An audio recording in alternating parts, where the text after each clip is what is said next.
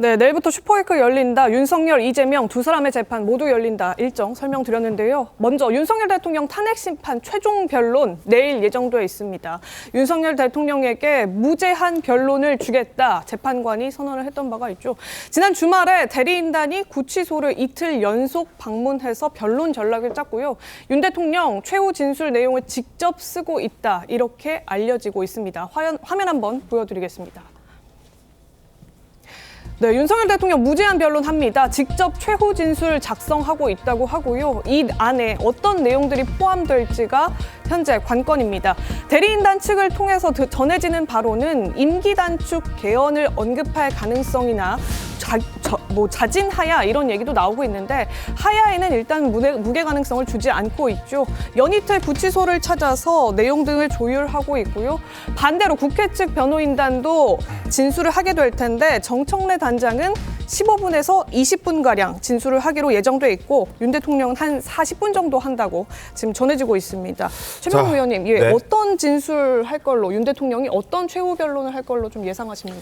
글쎄 뭐 본인이 현재 쓰고 있다고 하는데 사실은 변호인단 등을 통해서 이제 윤석열 대통령에 대한 여권 관계자들 아니면 참모들 뭐 이런 사람들이 계속 뭐 이런 것도 좀 넣어줬으면 좋겠다 뭐 이런 아이디어들을 내고 있는 단계로 보여요. 네. 근데 그 최종적인 선택은 윤 대통령 본인이 하겠죠. 그렇기 때문에 뭐 임기 단축 개헌이나 뭐 이런 것들도 뭐 그냥 여러 가지 이 선택지 안에는 있는 것으로 보이는데 네. 과연 선택을 했느냐 안 했느냐 하는 걸 아는 사람은 없는 걸로 보입니다. 뭐 그 사실 선택해서 그 최후 진술에 담는 게 뭐 그렇게 어려운 건 아니거든요. 네. 내일이니까 아직 시간이 하루 이상 남았죠. 네. 그런 점에서 본다면 현재 이제 자기가 이러이러한 아이디어를 냈다 하는 것을 여기저기 나와서 이제 얘기를 하다 보면 마치 그게 확정된 것인 양 보도되는 경우도 있고요. 네. 근데 제가 알기로는 뭐 아직 명확하게 어떤 내용이 들어간다 이런 거는 없고 네. 다만 이제 비상계엄이 경고성이고 뭐 야당 특히 민주당의 뭐 입법 독주나 이런 데에 대한 뭐 어떤 견제용 뭐 이런 계엄의 정당성 뭐 이런 부분이야 이제 다소 길게 그동안에 많이 설명을 해왔지만 다시 한번 강조를 할 걸로 보이고요. 네. 거기에 이제 본인의 거취 문제 예를 들어서 탄핵이 뭐 인용된다면 뭐 그거는 그다음부터 조기 대선 국면으로 가지만 기각된다면 뭐 어떤 일을 할 것이다라는 부분은 아마 아직은 최종 선택지가 확정되지는 않은 것 아닌가 네. 이렇게 관측하고 있습니다. 알겠습니다. 임기 단축 개헌을 언급할 것이냐 이 부분도 뭐 눈여겨볼 부분이긴 하지만 어쨌든 계엄의 정당성에 대한 호소는 반드시 들어가지 않을까라는 생각도 해봅니다. 자, 그렇다면 과연 얼마나 길게 이야기를 할까 이 부분도 좀 눈여겨봐야 될 부분이 아닐까 싶은데 역대 대통령들이 최후 변론, 최종 변론을 어떻게 했는지를 보면서 저희가 예상을 좀 해보도록 하겠습니다. 노무현 전 대통령의 경우에는 일단 출석하지 않았고 박근혜 전 대통령도 출석하지 않았습니다. 그러나 윤석열 대통령은 출석할 것이 더 가능성이 높아 보이죠. 그리고 최종 변론의 시간도 노무현 전 대통령은 30분 짤막하게 한 것으로 보여지고 박근혜 전 대통령은 5시간 가까이 했습니다. 그러니까 굉장히 길게 했다라는 부분. 그러나 윤석열 대통령도 시간 제한은 두지 않겠다고 하지만 뭐 저렇게까지 할 걸로 예상되진 않고요. 한 2시간 정도 하지 않을까 뭐 이런 예상을 좀 해봅니다. 3월 둘째 주쯤, 그러니까 지금까지 사례들을 봤을 때 한 2주 정도 있으면은 아마 선고까지 나오지 않을까라는 생각도 지금 여러 전망들이 함께 나오고 있는 그런 상황입니다. 자, 어떤 내용이 담길지는 한번 저희가 짚어봐 드렸고 그렇다면 어느 정도 할 건지에 대한 부분도 한번 의견을 여쭤보도록 하겠습니다. 구자룡 변호사는 어떻습니까?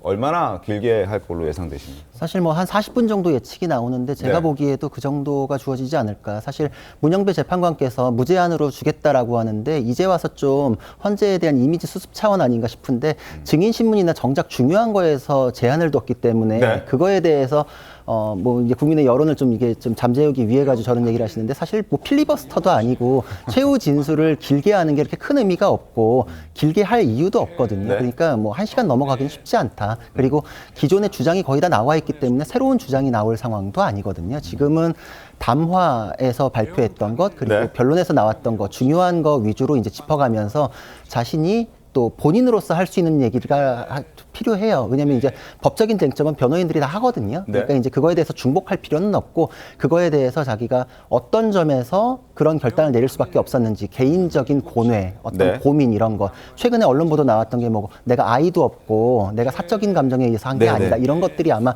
같이 또 들어가지 않을까 이제 이런 생각이 들고 아까 뭐 임기 단축 개헌이나 하야에 대해서는 논의는 있는 것 같아요. 제가 보기에도 왜냐하면 네. 보수 진영이나 보수 언론에서도 그런 약속을 해야 된다라는 요구들이 굉장히 많았거든요.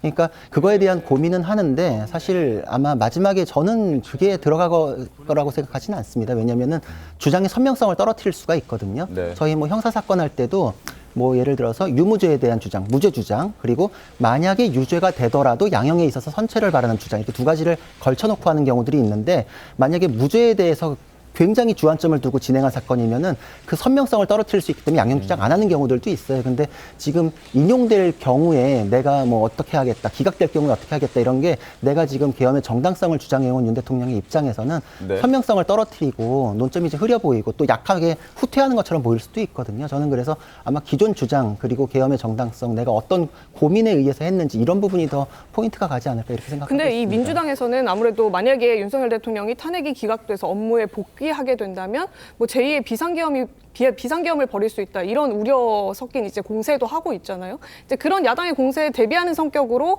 본인이 설령 업무에 복귀하게 되더라도 이런 것들을 하게 될 것이다. 이를테면 하야를 하거나 개헌을 통해서 임기를 단축하겠다 얘기하는 게 조금 효과를 어느 정도는 발휘할 수도 있지 않을까요?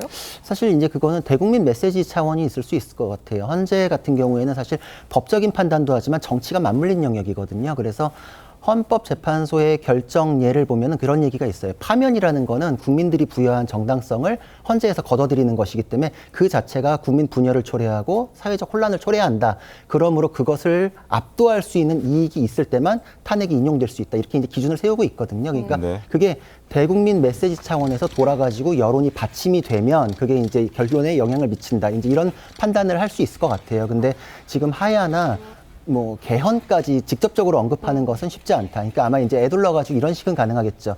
그 당시 첫 번째 계엄에 대해서도 국회의 해제 요구가 있었을 때 나는 그걸 바로 받아들였지 않느냐. 네. 앞으로 그런 우려는 없습니다. 이제 요 정도 차원에서 언급하는 거는 의미가 있겠다 이런 생각을 합니다. 알겠습니다. 윤석열 대통령 측 말씀드린 대로 이 조기 하야 가능성에 대해서는 앞서서 선을 그어왔던 바가 있습니다. 들어보겠습니다.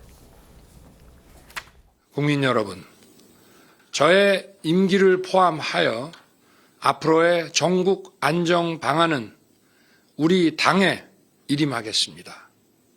향후 국정 운영은 우리 당과 정부가 함께 책임지고 해 나가겠습니다. 국민 여러분께 심려를 끼쳐드린 점 다시 한번 머리 숙여 사과드립니다. 대통령 하야도 포함되느냐 맞습니다. 뭐 이러는데 그건 너무 나간 생각이고요. 뭐 경우에 따라서는 변호인들의 사퇴 문제를 포함한 이 절차 내에서의 중대 결심이다 이렇게.